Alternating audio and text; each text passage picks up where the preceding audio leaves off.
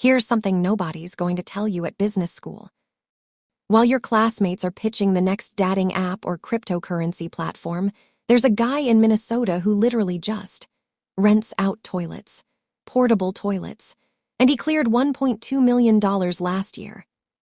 I'm not joking. See, we've been sold this lie. The Silicon Valley dream, the startup fantasy. Disrupt everything, move fast, break things. But while everyone's focused on being the next tech unicorn, there's an entire class of entrepreneurs making 7 figures doing stuff that would bore you to tears. And today, I'm pulling back the curtain. I'm going to walk you through 6 real businesses, unsexy, unglamorous, borderline sleep-inducing businesses that are quietly creating millionaires. Not might create, are creating, right now, as you watch this. The twist: these businesses have been working for decades. They'll work for decades more, and most people will never even consider them because they're just too boring. Let's dive in. All right, starting off with something you've walked past 100 times today without a second thought. The humble vending machine. Now I can already hear you. Vending machines, that's the secret. That's what you've got for me. Just hold on. Let me introduce you to a concept. There's this former corporate accountant, we'll call him David, who absolutely despised his job. Spreadsheets, conference calls, performance reviews, the whole 9 yards, miserable. One random Tuesday, he's standing in his office break room, watching people feed dollar bills into the vending machine. And something clicks. He thinks, somebody owns this thing. Somebody's making money right now while we're all just buying snacks. So David does some research, finds out a used commercial vending machine costs about $2,000. Not cheap, but not a Tesla either. He buys one, convinces his office building manager to let him place it in the lobby, stocks it with Cokes, chips, candy bars. First month, $300 profit. After costs, location fees, everything. Now $300 a month isn't life-changing. That's what, a nice dinner out? But here's where David's accounting brain kicks in. He starts doing the math. If one machine makes $300 a month, that's $3,600 a year. That's like a 180% annual return on a $2,000 investment. Show me a mutual fund that does that. So he buys another machine, then 3 more, then 10. He's calling office buildings, gyms, apartment complexes. Some say no, some say yes. The ones that say yes, he places machines, and every single one is generating cash. Fast forward 5 years, and this is documented. This isn't some made-up guru story. David's operating over 800 vending machines. 800, spread across 3 states. His annual take-home profit, $2.3 million. And here's the beautiful part. After the first 2 years of grinding, finding locations, setting up routes, David barely touches the business. He's got drivers who restock. He's got a warehouse manager who handles inventory. He's got software that tracks what's selling and automatically orders more. His job now, reviewing weekly reports and occasionally approving new locations. Maybe 5 hours a week. Think about what this business actually is. These machines don't call in sick. They don't need health insurance. They don't take vacations. They don't quit because they got a better offer. They just sit there 24/7, 365, converting dollar bills into more dollar bills. Is it glamorous? No. Will anyone be impressed when you tell them you own vending machines? Probably not. But you know what's impressive? Passive income that actually exists. Because everyone talks about passive income like it's this magical thing, but most passive income requires constant work. Dropshipping, you're dealing with suppliers and customers and returns. YouTube, you're creating content constantly. Real estate rentals, you're managing tenants and maintenance. But vending machines, once they're placed and stocked, they genuinely just work. You refill them once a week or hire someone to do it. That's it. That's the whole business model. People get hungry. People get thirsty. They want convenience. They'll pay $2 for a Snickers they could buy for $1 at the store because it's right there, right now. Moving on to number 2, and this one's even less exciting than vending machines. Ready? Self-storage facilities. I know. You're thinking, metal boxes where people keep their junk. That's your second big idea. But let me paint you a picture of why this is actually genius. Human beings are hoarders. We can't help ourselves. We buy exercise equipment we never use. We inherit furniture from relatives. We have sentimental attachment to stuff we haven't looked at in years. And the average American home keeps shrinking while the amount of stuff we own keeps growing. So what do? We rent a storage unit. And here's the thing, we almost never empty it. Someone rents a unit thinking, just for a few months while I reorganize. 3 years later, still paying, every single month. Why? Because emptying it requires making decisions, renting a truck, taking a whole Saturday, confronting the fact that half this stuff should probably just be donated. It's easier to just keep paying the $150 a month. Let me give you the numbers on a typical small self-storage facility. Let's say you've got 100 units. Average size, 10 by 10 feet. You're charging about $125 per month per unit. At 85% occupancy, which is actually pretty standard for a decently run facility, you're looking at about $10,600 in monthly revenue. That's $127,000 a year. Now, what are your costs? Property taxes, insurance, some basic utilities, maybe a part-time person to check people in and handle the occasional lock cutting. All in, you're probably spending about $4,000 to $5,000 a month. That leaves you with net profit of around $60,000 to $70,000 annually from one small facility. But here's where the profit margins get insane. Most retail businesses are thrilled with 10 to 15% profit margins. Self-storage facilities, 40 to 50% is normal, sometimes higher. Why? Because once it's built, your costs barely change whether you're at 50% full or 90% full. You're not buying inventory. You're not hiring tons of staff. You're literally just providing space. There's a woman, let's call her Sarah, who bought her first storage facility 15 years ago. Small operation, 60 units, half empty when she bought it. She paid $600,000, which at the time felt like a huge risk. She focused on filling it up. Local advertising, partnerships with apartment complexes for people moving. Special deals. Within 18 months, she was at 90% occupancy. The cash flow was so good that after 3 years, she used that facility as collateral to buy a second one, then a third, then a fourth. Today, Sarah owns 4 facilities totaling about 300 units. Her annual net profit, $1.8 million. And you want to know what her biggest operational headache is? Occasionally, someone stops paying and she has to cut their lock and auction off their stuff. That's it. That's the drama. No employees calling in sick. No inventory that goes bad. No complicated supply chains. Just metal boxes that people fill with their stuff and pay you monthly to access. The beauty of this business is that it's almost recession-proof.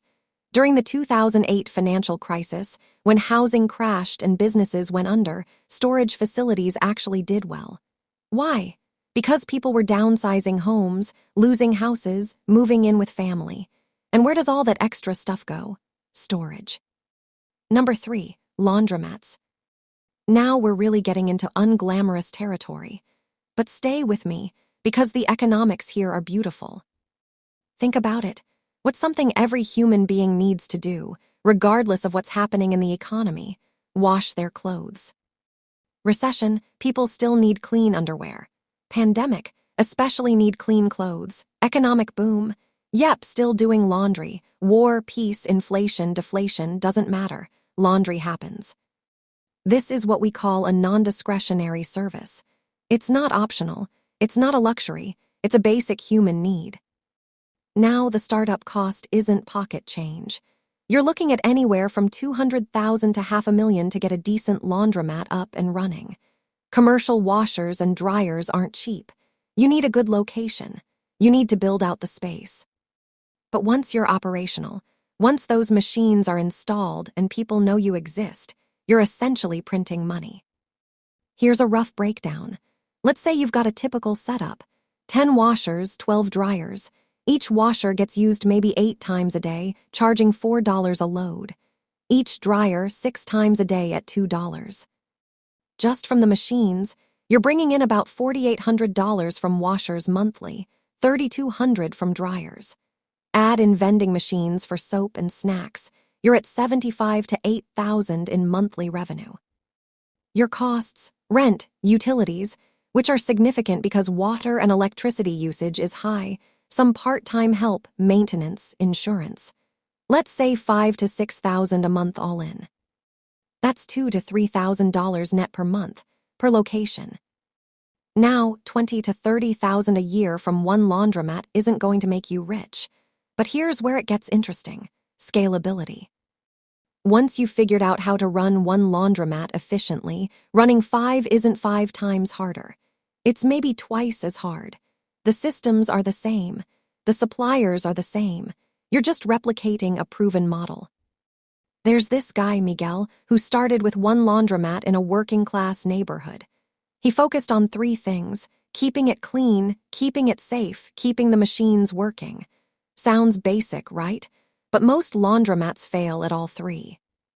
Miguel's strategy was to create an environment where people actually wanted to spend time.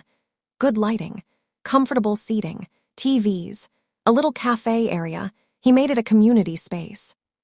His first location did well enough that after 2 years, he opened a second, then a third. Today, Miguel operates 12 laundromats. He employs 3 full-time managers who each oversee 4 locations, plus part-time attendants at each site. Total annual profit across all 12 locations, about $540,000. And Miguel's time investment. He spends maybe 15 hours a week reviewing numbers, visiting locations, handling any issues that need his attention. The machines do the work. The attendants keep things running. Miguel just oversees the system. Is it glamorous? You're in the dirty laundry business. But you know what's glamorous? Financial freedom, not worrying about money, being able to take vacations whenever you want. All right, business number 4. And this is where it gets really unglamorous. I promised you something you probably flushed this morning, and here it is. Portable toilet rentals. Yes, I'm serious. Yes, people make millions doing this. And yes, it's actually one of the smartest businesses you've never thought about. Think about every construction site you've ever seen, every outdoor festival, every marathon, every outdoor wedding, every street fair. What do they all need? Bathrooms. And not just any bathrooms, portable ones, because there's no plumbing in a field. There's no bathroom at a construction site in the middle of nowhere. Someone has to provide those facilities, and that someone charges money, good money. Let me tell you about Robert. Robert started his portable sanitation business in 2009, right in the middle of the Great Recession. Unemployment was spiking. Real estate was crashing. Businesses were closing left and right. And Robert's buying toilets. Why? Because he understood something crucial. People don't stop pooping during recessions. Construction slows down, sure, but it doesn't stop. Events still happen. Cities still need portable facilities for public works. And if you're one of the few companies providing this service while everyone else is panicking, you're going to do very well. Robert started with 5 units, bought them used for about $400 each, got an old service truck for $15,000, and he just started calling construction companies, event planners, telling them he could deliver and service portable toilets. His pitch was simple: better service, faster response times, cleaner units. And because most people think this business is beneath them, there wasn't a ton of competition for small jobs. The basic business model works like this. You buy or lease portable toilet units. A basic unit costs about $800 to $1,200 new. You can get them used for cheaper. For construction sites, you rent them out for about $75 to $125 per month. You service them weekly, pump out waste, clean them, refill supplies. You charge about $50 to $75 per service visit. For special events like weddings or festivals, you charge $150 to $250 per unit for the weekend. plus daily service fees if it's a multi-day event. Let's do some quick math. Say you've got 50 units total. 35 are on long-term construction contracts at $100 per month each. That's $3,500 in base rent. Those 35 units get serviced weekly. That's about 140 services per month at $60 each. Another $8,400. Your remaining 15 units rotate through weekend events. Even being conservative, say you book each one twice a month at $200. That's $6,000. Total monthly revenue, $18,300. Your costs, truck fuel and maintenance, dump fees at the waste treatment facility, cleaning supplies, insurance. Maybe $5,000 to $6,000 a month. Net profit from 50 units, $12,000 to $13,000 per month. That's $150,000 a year. And the business scales almost linearly. 100 units, $300,000 a year, 200 units, $600,000. Robert's now running over 400 units. His annual revenue is about $1.2 million, with profit margins around 60%. That's over $700,000 in net profit. Does it sound appealing? Not really.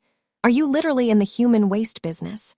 Yes, but Robert drives a Range Rover and takes month-long vacations to Europe. The question isn't whether it's dignified. The question is, are you willing to solve a problem that needs solving, even if it's not sexy? Let's talk about business number 5. And this might be the most mind-blowing one in terms of pure passivity. Parking lots. Just think about this for a second. You own a piece of land, you pour some concrete, you paint some white lines on it, you put up a sign that says parking $10. That's it. That's the entire business. You're not selling a product. You're not providing a service that requires labor. You're literally just allowing people to temporarily place their car on your property, and they pay you for this privilege. In urban areas, the numbers are absolutely stupid. A decent-sized lot in a downtown area, let's say 50 spaces, can charge anywhere from $10 to $50 per day, depending on the city and location. Let's be conservative and say you're charging $15 a day. On weekdays, you're at 80% capacity with office workers. That's 40 cars times $15 times 22 business days. That's $13,200 per month just from weekday parking. Add in some weekend event parking, monthly contract spaces, and you could easily be pulling in $15,000 to $20,000 per month. What are your expenses? Property taxes, insurance, maybe a part-time attendant or an automated payment system, some basic maintenance. All in, maybe $4,000 to $6,000 per month. Net profit, $10,000 to $15,000 per month from one lot. That's $120,000 to $180,000 per year. And here's the beautiful part. This requires almost no ongoing work. Once it's set up, once you've got your payment system in place, it just runs. Cars come in, cars go out, money accumulates. There's this documented case of an investor who bought a quarter-acre lot near a major hospital back in 2003 for $800,000. Everyone thought he was crazy paying that much for an empty lot.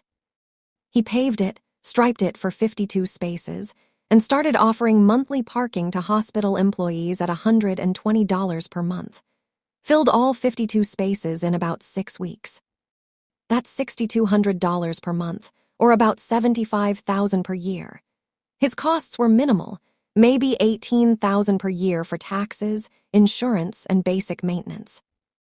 Net profit that first year, $57,000.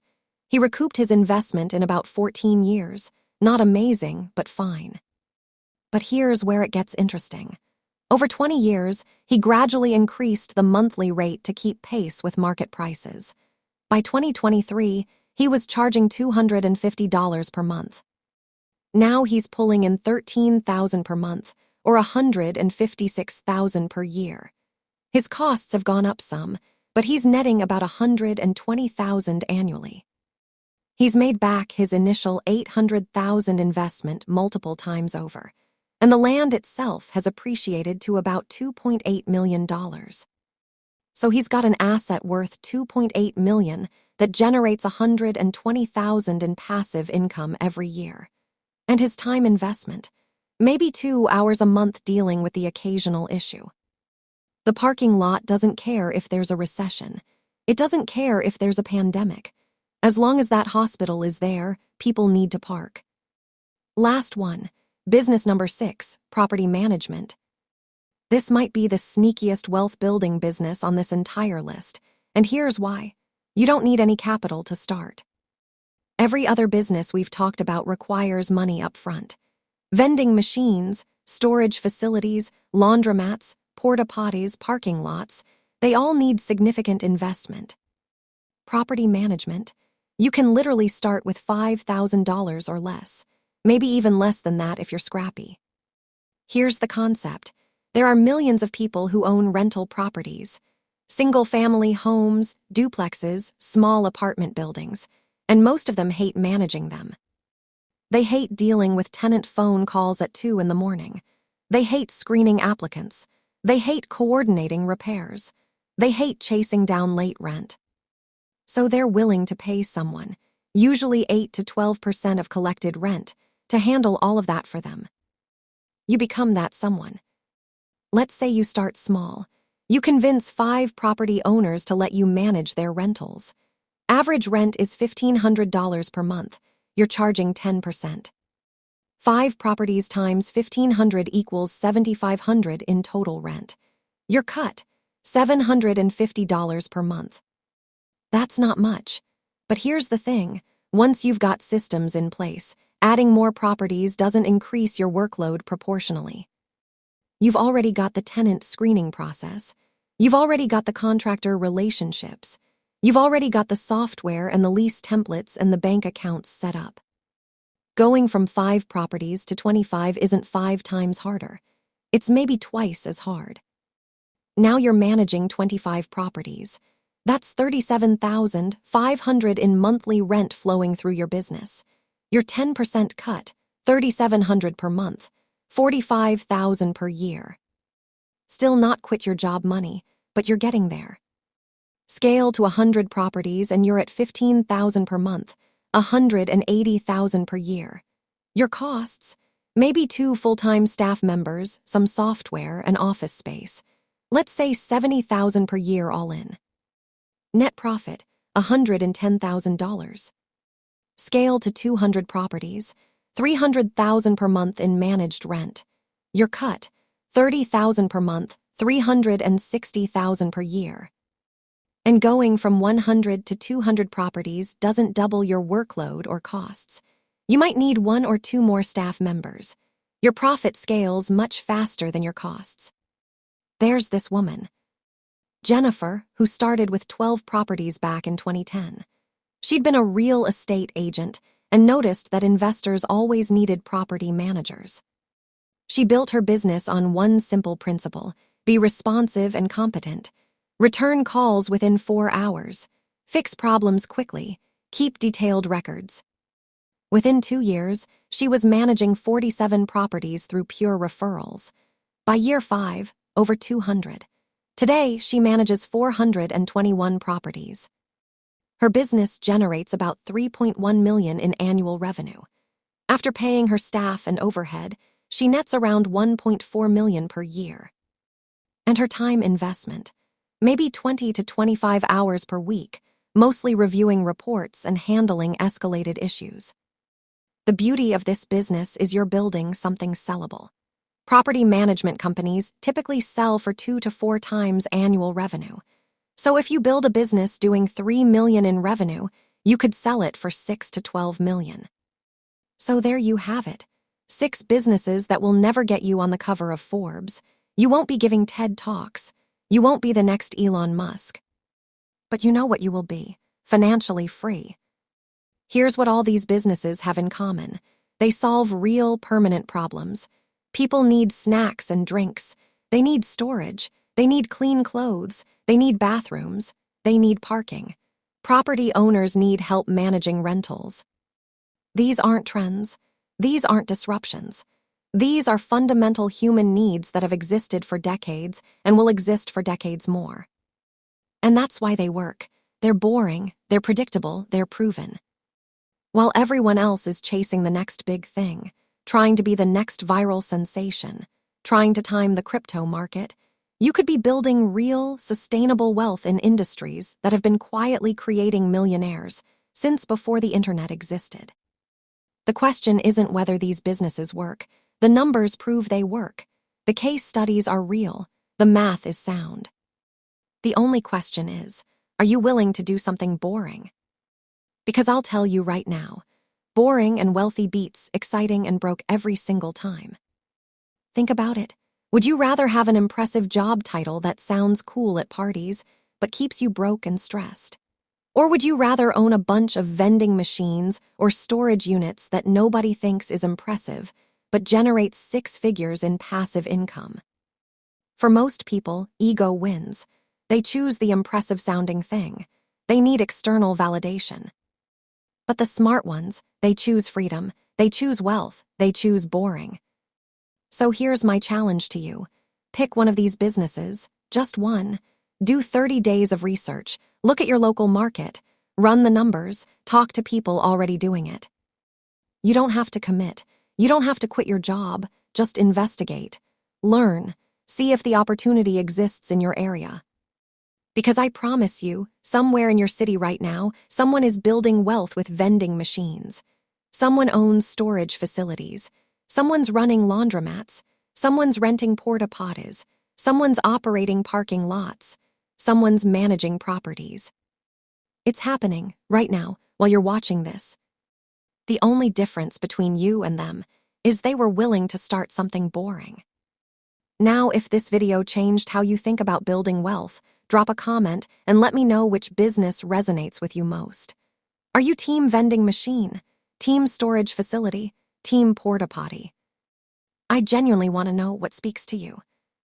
And if you want more real talk about building wealth without the hype, without the nonsense, just straight up reality, hit that subscribe button. Because we're just getting started. Now go out there, get boring, your future self will thank you.